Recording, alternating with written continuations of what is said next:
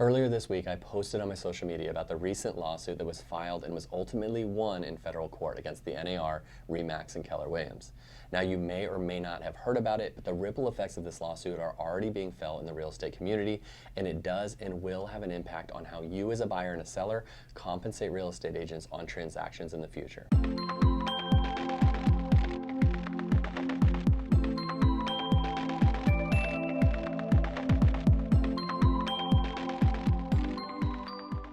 Hey guys, my name is Joe Skipper and I'm the owner of Skipper Realty Group, brokered by eXp Realty out of Oregon. And today we're going to break down this lawsuit, what it was all about, and most importantly, what you will see as a buyer and a seller in the future regarding how agents are compensated for what they do for you. And finally, we will go over the next steps as to what you can do as a buyer and a seller to protect yourself and your pocketbook from unnecessary costs. And before we get started, hit that like button and subscribe to my page so that you can stay up to date with the latest on the housing market and tips and tricks in the real estate world.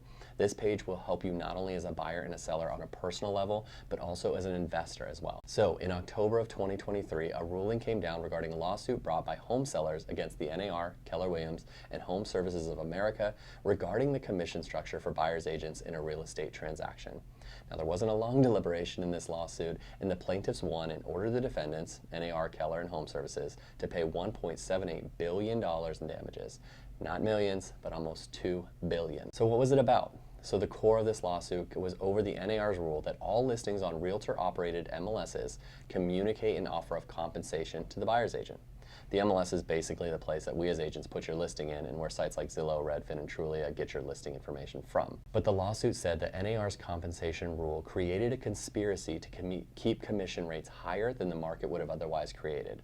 The plaintiffs in this case argued that the NAR and the MLS systems worked together to ensure that the payment of the buyer's agent happened, thereby inflating the amount of total commissions paid by the sellers. So the gist of this argument, if you couldn't understand all that lingo, was the jury found that everyone was setting the commission higher than it should be, and that other countries charge significantly less than we do here in the US. What's important at this point to note for you as a buyer and as a seller is that this case was decided regionally, so nothing has officially changed throughout the country.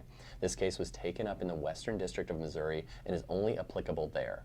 Now, as you know, lawyers throughout the country are drooling at the prospect of bringing other lawsuits throughout the country, so you'll hear more about different lawsuits sooner than later. So what are the next steps now for this case? The NAR is planning on appealing this to the higher court, which is the next level is the 8th Circuit Court of Appeals. Now, this court can either reverse that decision, modify it, or affirm it. This can then be appealed to the Supreme Court, which could take years to go through. This topic and this lawsuit and how agents are getting paid, in my opinion, is the fault of us as real estate agents. Now, the official sort of decision like the Supreme Court ruling will not be seen for a few years, so we won't have anything set in stone by the courts until then. But we are seeing some significant changes to the laws in various other states, and we will see significantly more use of what we call the buyer's agency agreement. Many agents post this decision have come out and told their agents to start using the buyer's agent agreement for their buyers. eXp has their own forms they have made, along with Oregon Realtors have made one, and the NAR has made one. So as a buyer, you may see different forms, but the basics will all be the same. But what does it mean for you as the buyer? Well, let's start at the beginning before this lawsuit. At least in Oregon, the seller's agent meets with the seller and goes over their compensation and why they deserve the amount that they deserve. They should, and normally did not, explain that the buyer's agent compensation was negotiable and the seller had a say in what they wanted to compensate the buyer's agent if they brought a buyer to their home and got it sold for them. So for example, what most likely was happening was the seller's agent would go in and say, yeah, I'm amazing, and I'll sell your home and get you so much money for it, and my compensation is going to be 6%. Seller says, okay, sounds good, and the seller's agent walks away and maybe says, okay, buyer's agent, you get 2.5% of that and I'll keep the rest. You see how this isn't looking great already? In this case, the seller had no clue they could negotiate the buyer's agent commission, and in turn, the commission structure was somewhat decided by the selling agent. What should have happened is the seller's agent should have met the seller, said, yeah, I'm gonna sell your house for so much money, and my fee for doing that is 3%, or 2.5%, or 2%, or whatever structure they have and why they have it. Then they could let the seller know that they can negotiate the buyer's agent commission, which could be as low as 0%, to whatever the seller wants. There are pros and cons to going high on that and low on that. And as an expert in the industry, the seller's agent should have given them the facts and let the seller make the ultimate choice. Now, if we as agents would have explained this stuff better, I don't think the lawsuit would have happened, because that second part of the story is what you as a seller could have done before the lawsuit even came about. The buyer's agent commission has always been negotiable, but we didn't explain it, and look what happened. This is why we can't have nice things. So back to the buyer's agent agreement. Because of all this, buyer's agents need to ensure that they will be compensated for their services and all they provide to buyers on a regular basis, which I think in most cases is a lot. You will start to see buyer's agents have you as a buyer sign an agreement on the compensation. They will state in the contract their fees for service, and you as a buyer will agree to that compensation or not. For example, the buyer's agent may say, hey, I'm going to get you the best deal on a home. You're going to love it, love me, and you will be so happy at the end of this sale. And I charge a 2.5% buyer's fee to do this. So you as a buyer are like, okay, cool, I like that, and you sign the agreement. You go out looking, you find the perfect house, and the buyer's agent notices that the seller on the home that you like is going to compensate them 2.5% on the sale of the home. Sale goes through. Everything works out perfectly, and in this case, the seller compensates the buyer's agent 2.5%. You had the agreement as a buyer at 2.5%, so you're off the hook and you don't pay that fee. But let's look at another example. You find that perfect home, your agent sees it only gives a buyer's agent commission of 2%. You've made the agreement at 2.5%.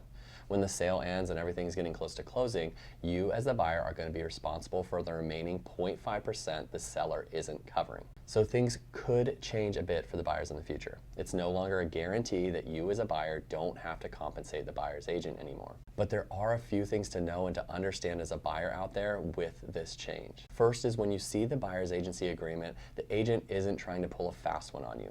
Things are changing in our industry, and in my opinion, the buyer's agency agreement is going to be the norm. So don't feel like because the agent is giving you this form, they're trying to rip you off somehow. It's just the new state of affairs now. And the second is don't freak out about the commission because the buyer's agent now charges a certain percentage that you may have to cover as a buyer.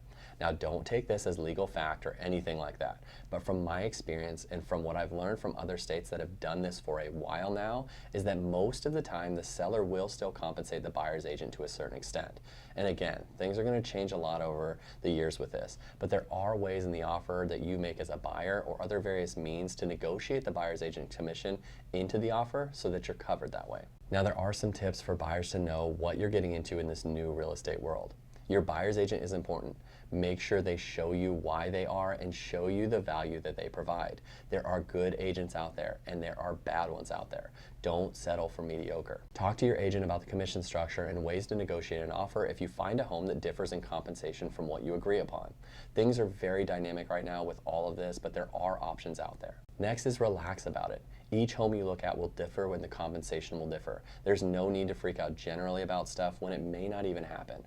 Working with a good buyer's agent will help relieve some of this stress. And as a seller, here's a piece of advice for you as well to navigate this stuff going forward. Understand the pros and cons of offering little to no compensation, and on the flip side, a lot of compensation to the buyer's agent. It's easy to see the money you save if you offer nothing, but this does have drawbacks. Your listing agent should be telling you all about it. The real estate world is always changing, and if you are buying and selling in today's market, it's not going to be the same as it was when you last bought or sold a home. Having an expert team to guide you through this is going to not only save you thousands potentially, but it's going to get you the highest return on your home when you do decide to do it. If you want advice on good agents that can help you with this, no matter what state or country you're in, give me a call and I can set you up with the perfect one. My agency has a huge network of agents throughout the world that can help you navigate this process. Now, if you're in Oregon, it's me, so give me a call and we can talk about our area. Thanks guys, and if you haven't already, if you could like and subscribe to my page, I would truly appreciate it. I put out content regularly so that you can go into this home investment process with the most knowledge so that you can make the best financial decisions for you and your family. Talk soon.